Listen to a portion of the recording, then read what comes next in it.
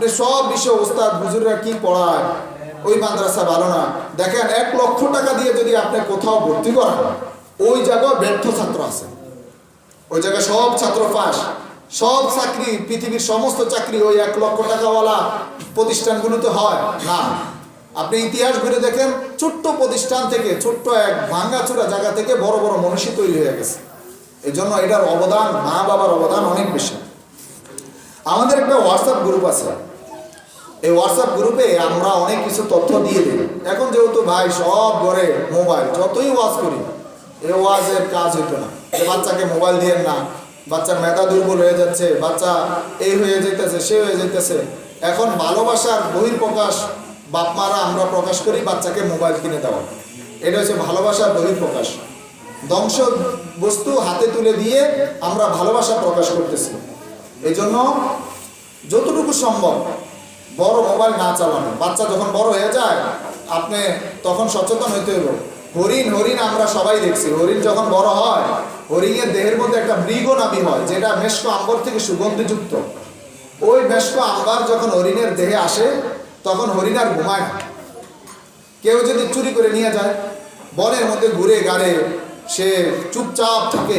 এখন সবাই থেকে আলাদা আলাদা থাকে, কেন? তার দেহের মধ্যে একটা দামি জিনিস আছে, এই জন্য সে যেখানে সেখানে যায় না, যেটা সেটা করে না, সে দামি জিনিসটাকে লালন পালন করে। আরে ভাই, সন্তান থেকে পৃথিবীতে আর কি দামি জিনিস আছে আপনি আমাকে একটু দেখান।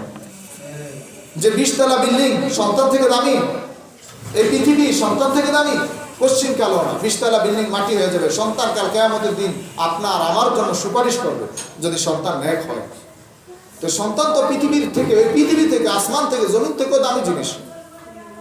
এজন্য সন্তানকে আমরা আমানতভাবে রাখবো, ধ্বংস জিনিস দিব না। বাকি হোয়াটসঅ্যাপে একটা গ্রুপ আছে আমাদের, ওই গ্রুপে আমরা সবাই অ্যাড হয়ে যাব। এখানে সব তথ্য আমাদের একবারে পাই টু পাই দিয়ে দিই আমরা, একবারে হট কালেকশন যেটা বলে, আমরা পাই টু পাই দিয়ে দিই। অনেক সময় যেটা প্রশ্ন আপনি একদিন আগে, 5 দিন পরে যে প্রশ্নটা আপনি করবেন, ওই প্রশ্নের সমাধান আমরা আগেই দিয়ে দিই। আরবি পড়ার প্রতি অগ্রসর হওয়ার জন্য রাত্রে উপস্থিত হওয়া অনিবার্য। রাত্রে উপস্থিত না হলে আরবি পড়া পিছিয়ে যাবে, এটাই স্বাভাবিক। অনেক সময় দেখা যায় মনের মধ্যে অনেক কথা মনেই থাকে, আর বের হয় না, আরেকজন অভিভাবকের লোকে শেয়ার করে। এটা একটা আফসোসের বিষয়। আমার রোগ হয়েছে, আমার পেটের সমস্যা, আমি যদি ইঞ্জিনিয়ারের লগে আলাপ করি, আমি যদি রাস্তার কোনো ড্রাইভারের লগে আলাপ করি, তাহলে কি হবে? আমার রোগ হয়েছে আমরা ডাক্তারের কাছেই বলি, ডাক্তারের কাছে রোগ খুলে খুলে বলি। আপনার কোনো সমস্যা বাচ্চাকে নিয়ে আপনি শিক্ষকের কাছে আপনি বলেন। কসম খোদা বলতেছি, আমরা আপনার আমানত স্বরূপ আপনাদের সাথে পরামর্শ দিব।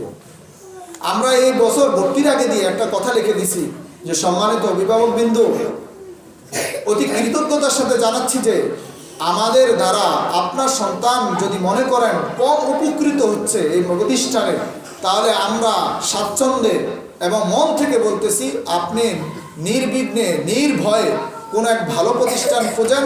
এই ক্ষেত্রে আপনার আমাদের যদি কোনো সহযোগিতা লাগে, আমরা সর্বোচ্চ সহযোগিতা করার জন্য আমরা প্রস্তুত। আপনার সন্তানের অকল্যাণ হোক আমাদের প্রতিষ্ঠানে পড়ে, এটা কুশ্চিৎকালও আমরা চাবো না, আমরা চাই না। আপনার প্রতিষ্ঠান, আমাদের প্রতিষ্ঠানে আপনার বাচ্চা কম উপকৃত হবে, আর আপনাকে আমরা মূলাবুঝ দিব, এই আমানতের খেয়ানত ইনশাআল্লাহ আমরা করব না। এই প্রতিশ্রুতি আমরা দিয়ে আপনাকে বলতেছি যে, যে কোনো সমস্যা আপনি পরস্পর অভিভাবকের কাছে আলোচনা না করে আপনি আমাদের কাছে বলেন, ইনশাআল্লাহ সমাধান পাবেন।